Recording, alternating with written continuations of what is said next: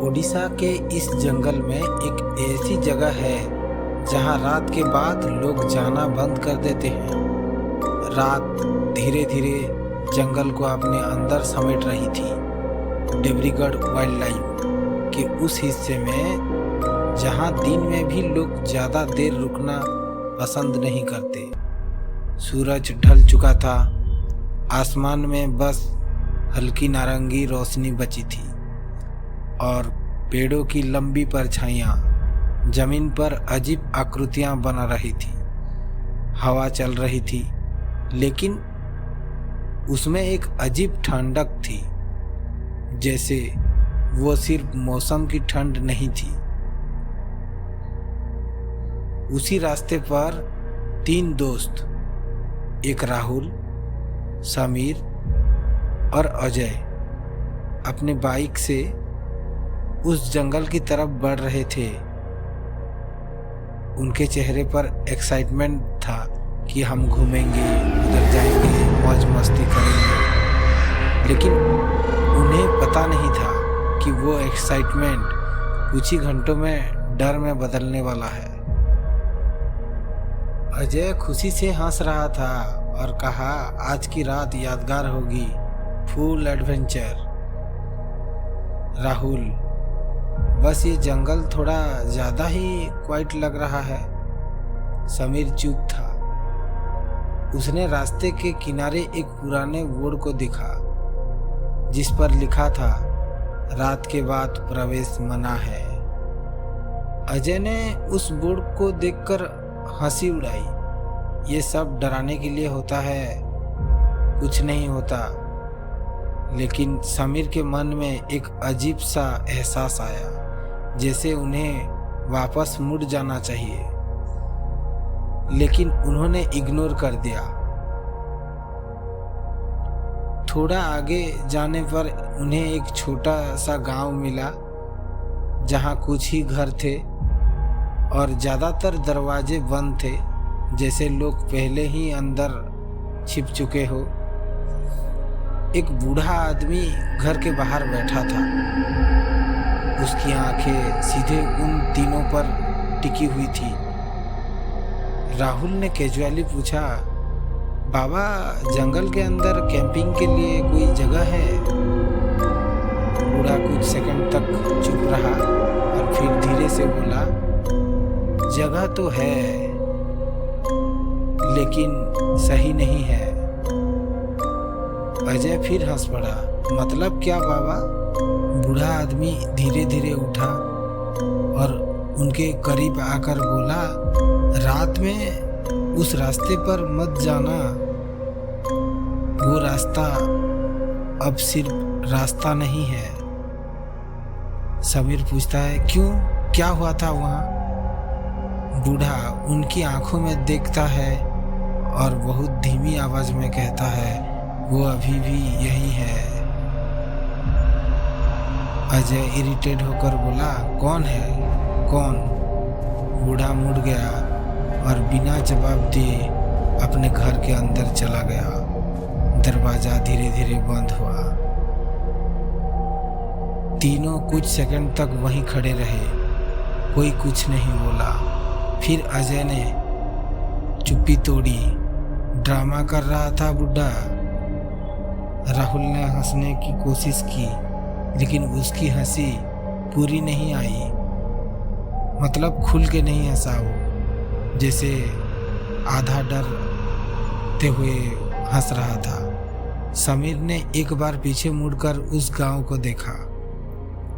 उसे लगा जैसे हर खिड़की के पीछे से कोई उन्हें देख रहा है, लेकिन अब वो वापस नहीं जा सकते थे। उन्होंने जंगल के अंदर जाने का फैसला किया और यही उनकी सबसे बड़ी गलती थी। रात जब जंगल बदलने लगता है, जैसे जैसे वो तीनों जंगल के अंदर बढ़ रहे थे, वैसे वैसे बाहर की दुनिया पीछे छूटती जा रही थी। डिब्रूगढ़ वाइल्ड लाइफ का वो हिस्सा अब पूरी तरह अंधेरे में डूब चुका था। ऊपर पेड़ की शाखाएं इतनी घनी थी कि चांद की रोशनी भी जमीन तक नहीं पहुंच पा रही थी। राहुल ने बाइक रोकी। यही ठीक रहेगा क्या? इससे अंदर जाना सही नहीं लग रहा है।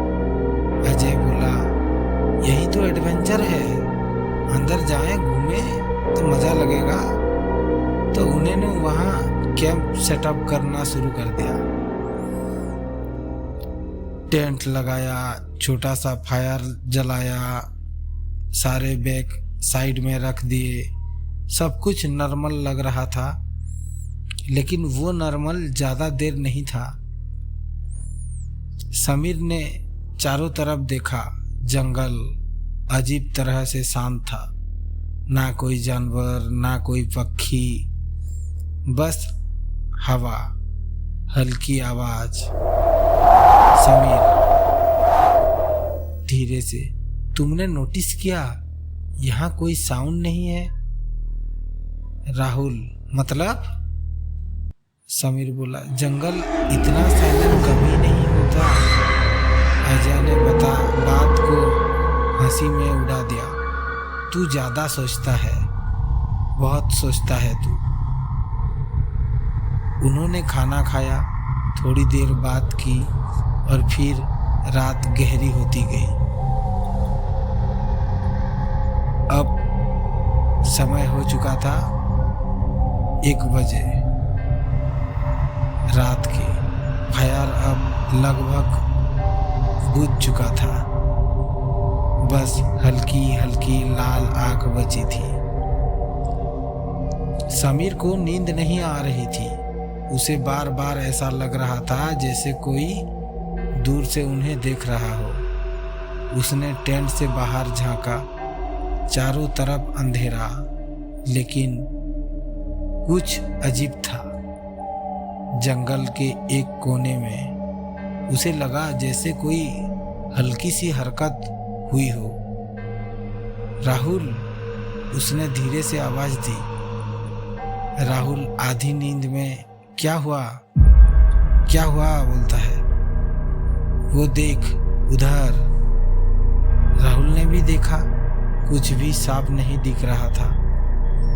कुछ नहीं है, लेकिन समीर कन्विंस नहीं था।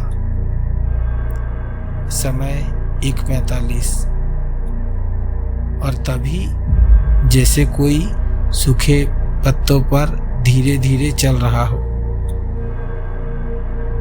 तीनों पूरा जम गए। अजय धीरे से, सुना तुम्हें? कैसे चर चर की आवाज आ रही है। आवाज अब और करीब आ रही थी। राहुल ने धीरे से टॉर्च उठाई। उसके हाथ हल्के कांप रहे थे। समीर फुसफुसाया, ये जानवर नहीं है। आवाज अब टेंट के बिल्कुल पास आकर रुक गई।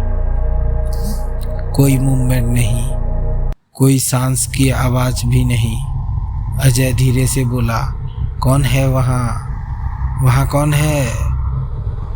कोई जवाब नहीं आया। हवा भी अब जैसे रुक गई थी। राहुल ने हिम्मत करके टेंट की चेन खोली। धीरे धीरे चर, और जैसे ही उसने टॉर्च बाहर डाली, वहां कोई खड़ा था। राहुल के हाथ में टॉर्च थी, लेकिन उसका हाथ अब साफ कांप रहा था। जैसे ही रोशनी बाहर पड़ी, डिब्रूगढ़ वाइल्ड लाइफ के उस अंधेरे हिस्से में वो खड़ी थी।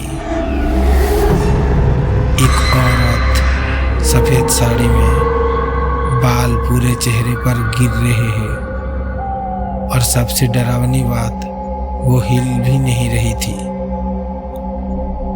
जैसे वो उनका इंतजार कर रही हो।